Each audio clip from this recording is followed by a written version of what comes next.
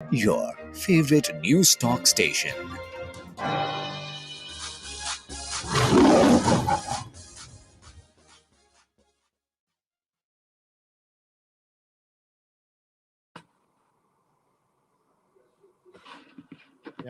.ca ਤੇ ਵੀ programme live ਵੇਖਿਆ ਜਾ ਸਕਦਾ ਹੈ। ਇਲੈਕਸ਼ਨ ਡੈਨ ਦੇ ਵਿੱਚ ਤਕਰੀਬਨ ਕੁਝ ਪਲ ਹੀ ਰਹਿ ਗਏ ਨੇ, ਦੋ ਮਹਿਮਾਨ ਬਾਕੀ ਹੈ। ਪਹਿਲੇ ਮਹਿਮਾਨ ਤੁਹਾਡੇ ਨਾਲ ਜਿਹੜੇ ਜੁੜਨ ਜਾ ਰਹੇ ਨੇ, ਸਟੀਵਸਟਨ ਰਿਚਮੰਡ ਤੋਂ NDP ਦੇ ਕੈਂਡੀਡੇਟ ਜੈਕ ਟਰਵੈਰੋ, ਉਹਨਾਂ ਨਾਲ ਗੱਲਬਾਤ ਕਰਾਂਗੇ ਜੀ, ਔਰ ਉਹ ਦੱਸਣਗੇ ਤੁਹਾਨੂੰ ਕਿ ਉਹਨਾਂ ਨੂੰ ਜਿਤਾਉਣਾ ਕਿਉਂ ਜ਼ਰੂਰੀ ਹੈ ਇਸ ਹਲਕੇ ਦੇ ਵਿੱਚੋਂ। 7:30 ਵਜੇ ਸਾਡੇ ਨਾਲ ਪਹਿਲਾਂ ਹੀ ਦੱਸ ਦਈਏ ਕਿ ਸਰੀ ਜਾਂ ਓਵਰਡੇ ਲੈਂਗਲੀ, ਉਦੋਂ ਲਿਬਰਲ ਕੈਂਡੀਡੇਟ ਜੌਨ ਐਲ ਡੈਗ, ਇਹ ਸਾਡੇ ਨਾਲ ਜੁੜਨਗੇ ਔਰ ਉਸ ਤੋਂ ਬਾਅਦ ਪ੍ਰੋਗਰਾਮ ਦੀ ਸਮਾਪਤੀ ਹੋਏਗੀ ਜੀ। ਤੁਹਾਡਾ ਸਭ ਦਾ ਬਹੁਤ ਬਹੁਤ ਧੰਨਵਾਦ, ਜਿਹੜੇ ਕਿ ਸਵੇਰ 7 ਵਜੇ ਤੋਂ ਲੈ ਕੇ ਹੁਣ ਤੱਕ ਇਲੈਕਸ਼ਨ ਡੈਨ ਦੇ ਵਿੱਚ ਵੱਖੋ ਵੱਖਰੇ ਬ੍ਰਿਟਿਸ਼ ਕੋਲੰਬੀਆ, ਖਾਸ ਤੌਰ 'ਤੇ ਲੋਅਰ ਮੇਨਲੈਂਡ ਦੇ ਕੈਂਡੀਡੇਟਸ ਦੇ ਵਿਚਾਰ ਸੁਣ ਰਹੇ ਹੋ। ਇਹ ਤੁਹਾਨੂੰ ਕਿਸ ਪਾਰਟੀ ਨੂੰ ਜਾਂ ਕਿਸ ਪਾਰਟੀ ਦੇ ਕੈਂਡੀਡੇਟ ਨੂੰ ਵੋਟ ਪਾਉਣੀ, ਇਸ ਦੇ ਵਿੱਚ ਕਾਫੀ ਮਦਦ ਕਰਨਗੇ। ਕੁਝ ਦਿਨ ਹੀ ਬਾਕੀ ਨੇ, ਅੱਜ ਬੁੱਧਵਾਰ ਹੋ ਗਈ ਅਤੇ ਸੋਮਵਾਰ ਨੂੰ ਚੋਣਾਂ ਹੋਣੀਆਂ ਨੇ। ਐਤਵਾਰ ਨੂੰ ਚੋਣ ਪ੍ਰਚਾਰ ਕੀਤਾ ਨਹੀਂ ਜਾ ਸਕਦਾ, ਸੋਮਵਾਰ ਵਾਲੇ ਦਿਨ ਚੋਣ ਪ੍ਰਚਾਰ ਹੋ ਨਹੀਂ ਸਕਦਾ। ਸੋ 3-4 ਦਿਨ ਬਾਕੀ ਨੇ, ਇਹਨਾਂ ਦੇ ਵਿੱਚ ਕੋਸ਼ਿਸ਼ ਕੀਤੀ ਜਾਵੇਗੀ ਸਾਰੀ ਜਾਣਕਾਰੀ ਤੁਹਾਡੇ ਤੱਕ ਪਹੁੰਚਾਈ ਜਾਵੇ। ਵੈਲਕਮ ਕਰਦੇ ਹਾਂ, ਸਵਾਗਤ ਕਰਦੇ ਹਾਂ ਜੈਕ ਟਰਵੈਰੋ ਦਾ। Mister Turvero, welcome to the show. How are you today? I'm very well. Thank you for having me. Did I say your last name correctly, Trevero? Yes, you did. Thank you for that. Reminds me of John. Yeah, he's my cousin. So before we start off, John Travolta? Okay, well. Yes. Before we start off, a brief introduction. If you could please let my listeners know what your background is and why are you running for federal NDP from Steveston, Richmond. Thank you so much. Well, I would like to first start by acknowledging that I'm speaking to you from the ancestral, traditional, and unceded territories of the Coast Salish peoples, Kwantlen, Musqueam, and Tsawwassen First Nations. Oh, is that it? Oh, I'm an educator. I'm also a community advocate, and I've lived in Richmond for over 40 years. I spearheaded the petition to save farmland on the agricultural land reserve, the petition to approve the acute care tower at Richmond Hospital, and also the petition calling on the BC government to initiate a public inquiry into money laundering, drug trafficking, and profiteering in our real estate economy, to name a few. So as your next MP, I'll work alongside Jagmeet Singh and the NDP to invest in healthcare, small business, and green infrastructure while creating at the same time quality jobs for Canadians as we recover from the COVID-19 pandemic. You know, I want your listeners to know that I'm absolutely committed to advocating on behalf of the constituents of this riding for a fairer, greener, more, shall we say, just society that makes it a little easier for working Canadians, and that is also focused on a peaceful vision for a better tomorrow. I will by constantly challenging the status quo of our current economic, social, and political policies, and by enacting new ones that serve the common good of all Canadians.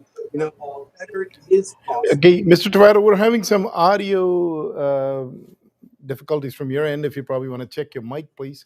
Your mic, it's okay now. Okay.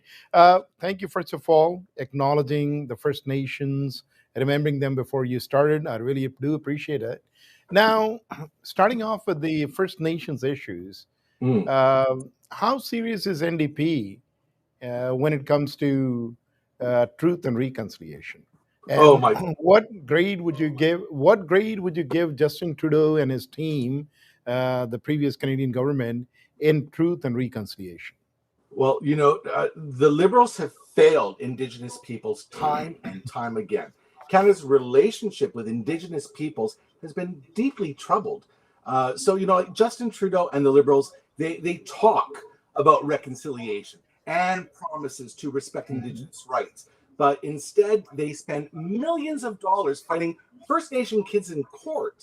You know, like Trudeau actually spent more money on Indigenous lawsuits in the first 3 months, the first 3 years in power than Harper and the Conservatives did in his last three, which is roughly about $100 million. That's an awful lot. You know, they promised clean drinking water, but you know, there's always delays. Like they recently moved the Now, deadline. your leader has brought up this issue over and over about drinking water Yes, problems in reserves. Has the government done anything at all, or they have just failed to do enough? they have not. They have not done enough. Trudeau moved the deadline for lifting all the drinking water advisories to 2026. That's a full 11 Mhm. years after he first promised it. So, like 1 in 5 First Nation children living on reserves live in inadequate and overcrowded housing, and it's a huge issue. If this was an issue here in metropolitan Vancouver, it would be dealt with immediately. But because it's First Nations, oh well, Dealing with it, dealing with it immediately, what game plan does NDP have if, say, Jagmeet Singh is appointed a Prime Minister of Canada on September 21st? What is the first step being taken to get fresh water out to the northern reserves? Well, Jagmeet Singh and the NDP are committed to that true nation to nation relationship, which includes in reconciliation and recognition of Indigenous rights and equal funding. So they need the funding. They need the funding for safe housing. They need clean drinking water now, not sometime in the future. And they also need to have, access to healthcare. And, there's other issues that come along with that as well. Great. I mean, drinking water is a big issue, and I have been following some news articles where they have to bring in water bottles to Yeah. drink, and the water that they dug from the wells the water is not enough, not even good enough to wash dishes. So that is a big problem. I was expecting more towards getting an answer that there will be some purification plants put up in those reserves. Keeping the funding aside to get that going and lay down pipelines, getting fresh water to the houses as soon as possible. But either way, let's go on with Steveston. What are the issues you think that the residents of Steveston want you to address when you go to Parliament? Oh my goodness. Well, thank you for the question. I believe that affordable housing is top of mind. And Jagmeet and the NDP, we believe that it's time to help people now. We have a very ambitious plan that will make a difference in every community, particularly here in Richmond, because finding a good, affordable place to live, it shouldn't be like winning the lottery. It's time to relieve that stress and that worry that people feel by choosing to make it easier to rent or buy a home. So, for instance, like the New Democrats will create at least 500,000 quality, affordable housing in the next 10 years. This is viable. It's doable because it's not rushed. We plan to have half of that done in the next 5 years. So, that will be achieved. And here's the key: it has to be the Those would right be at the mix. Steveston. How many of those would be the Steveston area? Steveston is one of the prestigious areas. I mean, I really want to go live there. I live in North Delta, and I'll be happy to come out if I could afford a house in Steveston. Now, it sounds pretty good when you say we're going to have so many units here, so many units there. But how many units in reality will be put up in Steveston, Richmond? Well, I don't have a figure. Um, my responsibility as the member of parliament is to advocate on behalf of the needs of the community. So, and that has to be achieved through a right mix of effective measures that work in partnership with the province and with the municipality, the city of Richmond, because we want to build capacity for not just affordable housing, but social and community and affordable housing providers. We want to provide rental support for co-ops. The last co-op in Richmond was built over 30 years ago. People are crying for it. And we also want to be able to meet our energy efficiency sort of needs as well. So, it's a very ambitious plan to create thousands of jobs, actually, in communities all across our country, including here in Richmond, and to jumpstart the economy and the economic recovery. So, like, we need to help Canadians to get the affordable housing that they need. And in order to do that, to kickstart the construction of co-ops and social and not-for-profit housing, and also to sort of break that logjam, because there's a huge logjam. There are providers that are really wanting to do this, but they're prevented from accessing any kind of funding.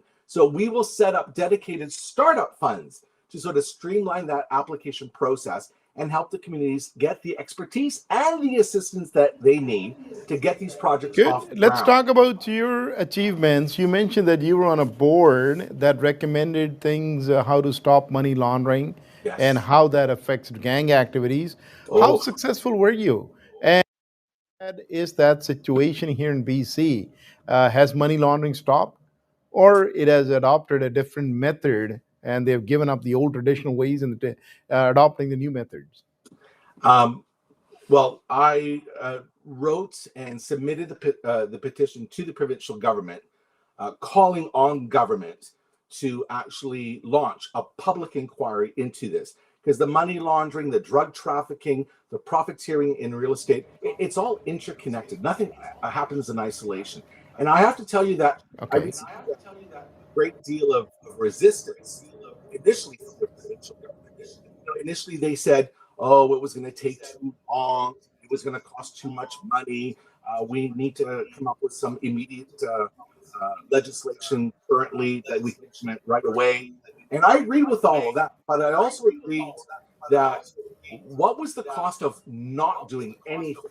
We needed a public inquiry to get to the root cause so that we could enact down Mhm. working in conjunction also with the federal government, a way to put an end to all of this. And it's underway. The commission was announced a week after I submitted the petition to the legislature. The Attorney General, David Eby, announced the public commission that was going to go forward, and it's underway right now. It's called the Cullen Commission. So, and it'll take a little bit more time. But I'm very hopeful Now, because money laundering, was that money laundering? Is that a Canada-wide problem, or it was an issue just for British Columbia? no, it's unfortunately across the country, and it seems to affect the major metropolitan cities. So it's not just a Vancouver issue, but it's also happening in the Greater Toronto area and also in Montreal. So it's something that needs to be dealt with because billions and billions of dollars are being funneled and washed through our economy, and this is raising the price of affordable housing. There's so many different implications, plus the opioid crisis. That's the overdose crisis that we're faced with. In the last 6 months, over 1,000 people have died here in Metro Vancouver. This is unacceptable. It is a public health emergency, and it needs to be dealt with. How would it be dealt with? I mean, it is a major problem. More people died because of overdose in Mm. British Columbia, not COVID-19, but opioid Nope, overdose. that's right. NDP, what can they do and what will they do to stop all this? With the To stop opioid, drug smuggling, drug peddling with the opioid crisis? Yeah. yeah. Well, Canada's escalating overdose crisis has been fueled by decades of failed drug policy, Mhm. right? It's time for a new approach. So, like, we have lost far too many loved ones to Canada's escalating overdose crisis across the country. I mean, I mentioned here in Vancouver in the last 6 months, but across the country, in the last 5 years alone, we have lost 20,000 people. Like every part of this country has been impacted, from the busiest downtown sort of neighborhoods to more, remote or suburban communities. It has grown exponentially, far worse during the COVID-19 pandemic because sense of hopelessness and a whole bunch of different things. So, like, we have to mobilize an emergency response. So, this is in contrast to what the Trudeau government has done. Like, they have failed to mobilize an effective response to the crisis. They refused to declare a public health emergency. Like, this is exactly what it is. And they ruled out things like decriminalization. Um, there's a lot of stigma that goes along with this. And, we want to be able to sort of end that criminalization and stigmatization of the people that are, subjected to addiction. So, like, we have so many more things, but it's more about we want to establish Think we're having some audio And, problem, but universal pharmacare, that's what your leader is promising. Mhm. Actually, you know what? I just got an indication that we're running out of time. We got 2 more minutes to go, Mr. Travato, and I'll leave that up to you to pass a message on to my listeners who could be your potential voters. And you have free time. Go ahead. What you need to convey, please go ahead. Well, pharmacare is something that it should be a part of the overall package of healthcare services. During the pandemic, the NDP Jagmeet Singh put forward a proposal for universal pharmacare to help bring down the cost of prescription drugs, and also for a dental care plan as well. And again, many Canadians that don't have a benefit plan through their work, they lack dental care. And these are all health issues. And it also it calls to affordability as well, right? Making life just a little bit easier for working Canadians. I'd like to thank you because I know I'm running out of time for inviting me to participate in your event and the questions.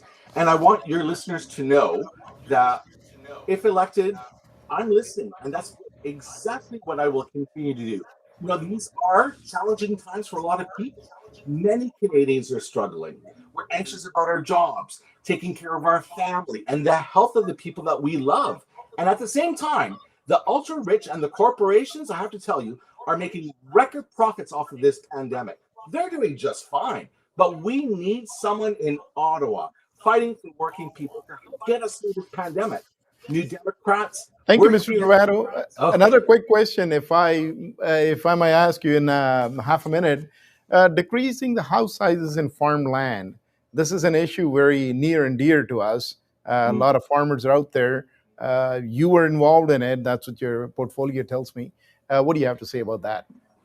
Bringing it down to 4,500 square feet now from 13,000, I believe. Yeah.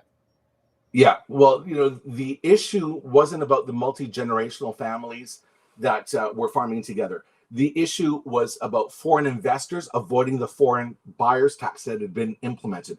There's always been a few, shall we say, large homes on farmland to accommodate the multi-generational families. But that's not what this was about. This was about people avoiding the foreign buyers tax that had been implemented by the provincial government. And, they're not farming. There's a house on number 2 road here in the riding of Richmond Steveston. And it's Thank you, Mr. Traveler. We're out of time, but thank you very much. We will try to get you again before September 19th. Thank you. Have a good night. okay. Thank you so much. Okay. Bye-bye. Bye-bye. खुशखबरी जी खुशखबरी new Westminster